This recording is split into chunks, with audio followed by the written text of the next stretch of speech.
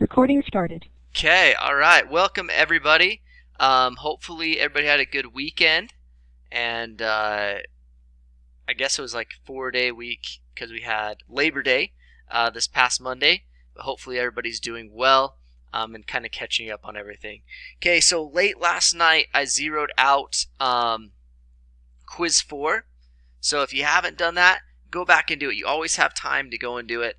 If you're somebody that just barely started with the class, those quizzes before, I kind of gave you some leeway on them.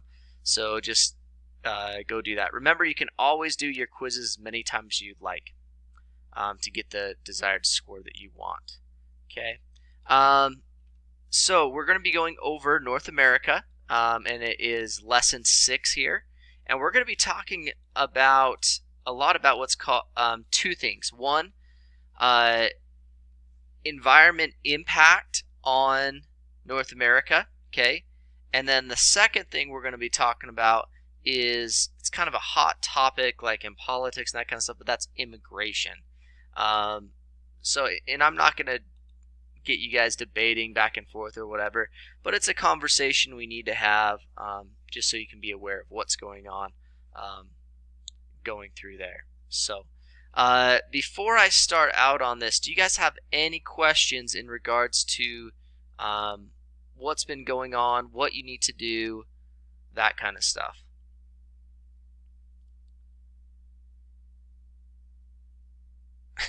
All right. Nope. Okay. All right. Glad some of you are still with me here. Okay. So, as we talked about, one of the themes of geography is how human impacts the environment and how the environment impacts humans. I don't know if you guys have been following the news, but have you heard of the hurricane that's been going through? I think it's Hurricane Doreen, I believe. I may be wrong. Has anybody seen the hurricane? Yeah, Doreen. Yep. Okay. And so you kind of see the destruction that it caused. I had the news on, and my 7-year-old daughter, I probably shouldn't have, and they're all talking about all these deaths, and she's like, oh. But I mean, that's how the environment affects us, right? But we also get a lot of things from the environment. Like we can get, as you see over here, this is a wind turbine in this picture right here. So we can get energy from it, power our homes, that kind of stuff. There's also areas that we need to clear for farming and stuff like that, but we'll talk about if we do too much of it, it's a kind of a bad thing. But we're always changing what the face of the earth looks like, right? As we're here, as we're living, we're building different things. And I'm not saying that's good or bad, but I'm just saying that that's that. So somebody said, so Tanner said, I hope nobody was hurt during the hurricane. Unfortunately, there was a lot of tragedy that happened. So it's kind of good to be aware of those things and aware of what happens. Stuff like, I don't like watching the news. Yeah, the news is kind of a little crazy there. So somebody said there was 43 deaths or something to that effect. Yeah, that might be the total count right now. But these things happen, right? And they could happen. We're not going to get a hurricane in Utah, let's be honest. But there are other natural disasters that could happen in North America. All right. So one of the things that is interesting about North America in particular, because it's such a younger country, right? There was not a lot of people here until the Europeans came over and started developing it. But can anybody tell me, at this picture over here to the left, what do you see in regards to this map, right? So it's the map. It says U.S. cities larger than 1,500 people, or 15,000 people. I'm sorry.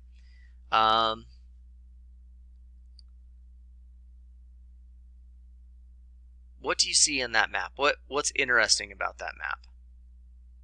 Are there many dots in Utah? Let's say that first. The people want to live by the ocean. Very good observation. That's true, right? That everything is greener by the ocean. Okay, you got more water, you got more stuff like that. You see out like in Utah, you don't have as many, and that's because we don't have as much, resources as other places do. Yeah, they're closer together. So some of them are very close together, especially on the East Coast. So you see that people are still kind of like almost migrating over to the west a little bit more, where there's more land. If you go in over to the east, the areas is a lot more condensed. There's a lot more people over there. There are more people on the coast than in the central and Midwest areas. Very good observation too, and very true. Okay, but you see around different lakes, big lakes like the Great Lakes, and then also along the coast. In California, you can see the coast. Oregon, Washington, you can see that there's more things there. And then the other one's kind of interesting is that you have the map here of the national highway system in the United States. And you can see most of the highways are more on the East Coast over there. And that's because there's more people that live over in that area. Okay, so let's do a poll question real quick. I'm going to get your the polling tool out real quick. And yes will be true, no will be false, okay? So let's think about this question real quick. Central to geography is the belief that there is no pattern, regulatory, or reason to the location of physical human phenomenons on the Earth's surface. Okay, would that be true? True would be your yes or your green check, or no would be false, okay? So I'm going to give you a second to think about that as I read the chat here. Okay, so somebody said, where are all the people? Do you mean that class or on the United States? United States are mostly on the East Coast and West Coast. But in the center, it's not that much.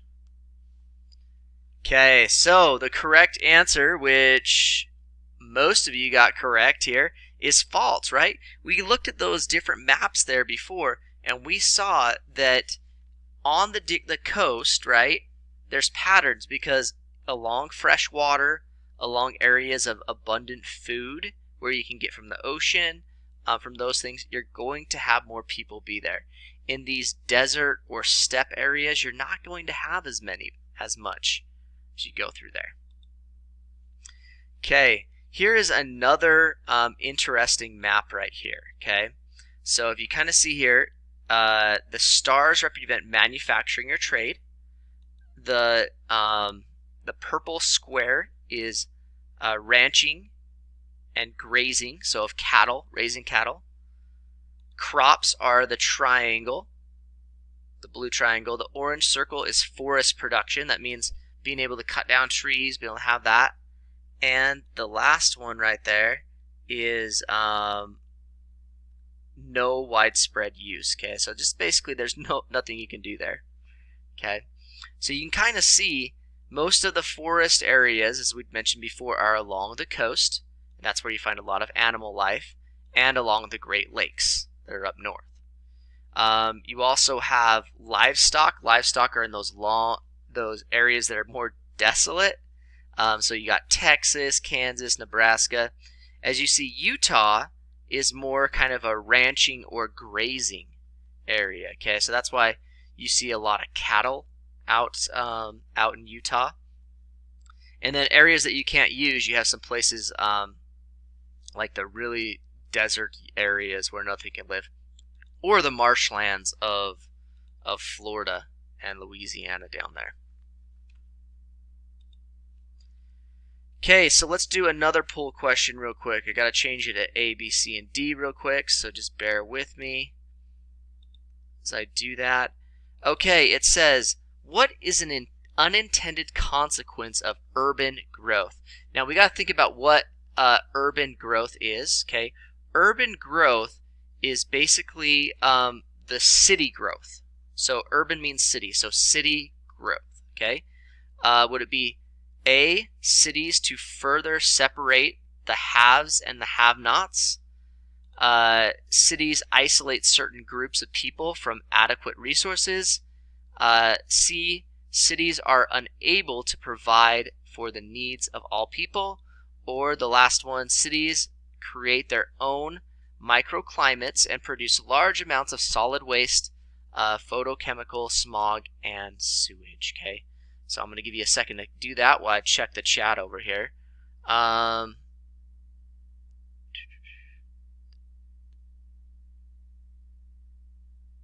Yes, somebody said there's 36 no-use lines. Okay, I didn't count how many that was. But that's cool that you kind of counted them. Mark said the Kennecott copper mine. Yep. How are we only ranching? Well, they're just saying mostly is that area what it's used for. But yeah, Kennecott copper mine, if those don't know about it, if you just go west of Salt Lake, basically, you have the Kennecott copper mine, which is the largest open pit mine in the entire world. They get a lot of material out there, and you'll kind of see that. So somebody said they heard the huge fire yesterday. I did not hear about that. Oh, your dad works there. I don't know. I'll have to check the news. I did not see that. Very good. Okay, let's move on real quick with the question here. And the question, the answer is D, actually. So it looks like basically all of you guys got it. Perfect. If you live in a city, okay, you're going to create your own, basically, world you live in, right? But you produce a large amount of stuff, right? Like everybody, this is just saying this academically, everybody has to use the bathroom, right? And that has to go somewhere. Everybody uses things. We all have trash cans most of the time out in front of our houses. All that has to go somewhere, okay? And so once we have big concentrated areas like that, especially on the East Coast, that has to go somewhere. So how does that affect the environment? How are we able to do that? Okay. All right. Let's go into a topic that maybe is a little, it's political, right? Hopefully nobody gets it. I'm just going to talk generally about this.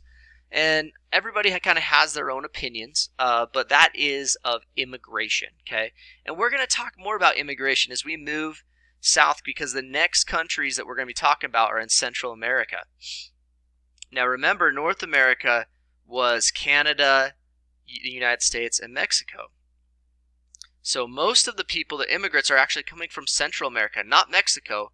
They're actually people heading over from places like El Salvador and Honduras and those places. And we're going to talk why there's so much push out of those countries, okay?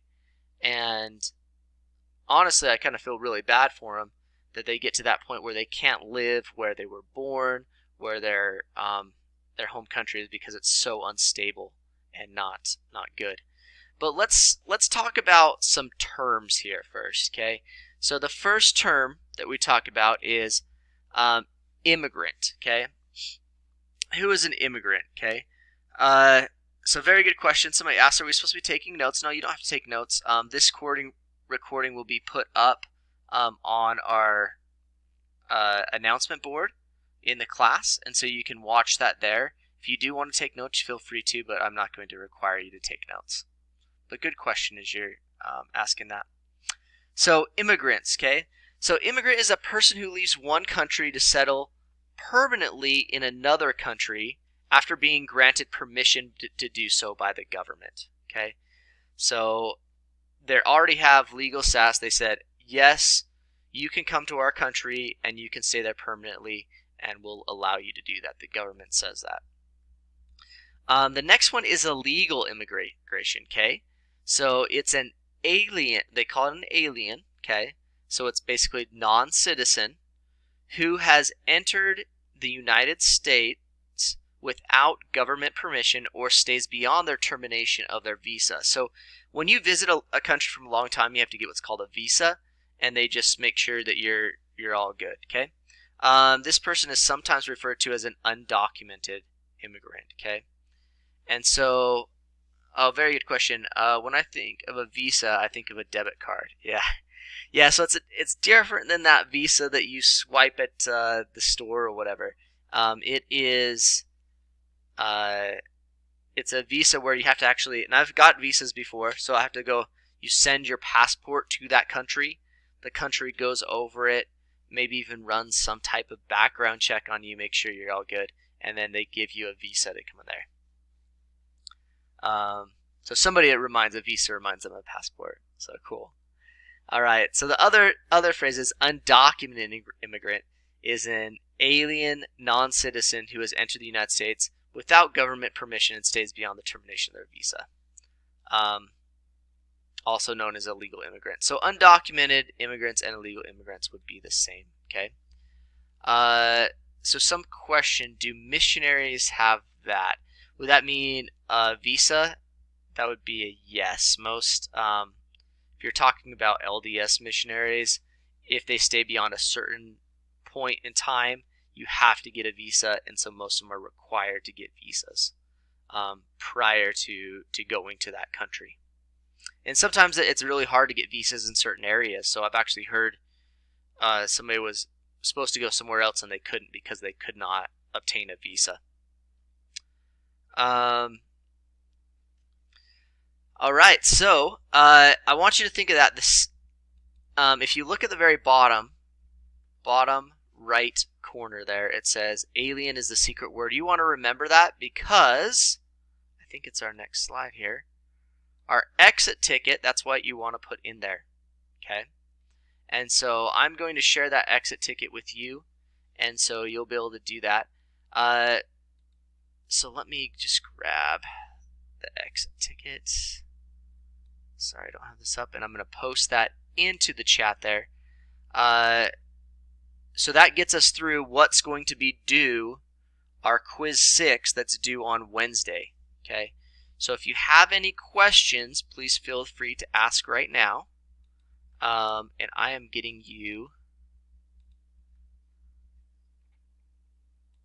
I have it up right here. Oh, where did that go? Okay. All right. Okay, so I'm going to open up the slides as well so you can go back and look at it if you want. But you'd want to put in the exit ticket what the secret word is. Okay. Yeah, there is a lot of alien videos out there, or movies, right? I'm not a huge fan of them personally, but that's what it is. Okay, well, guys, that was our class for today. As I said, remember, on Wednesday, I post on the announcement board your recorded class for Wednesday, so you can take that from whatever you want, okay?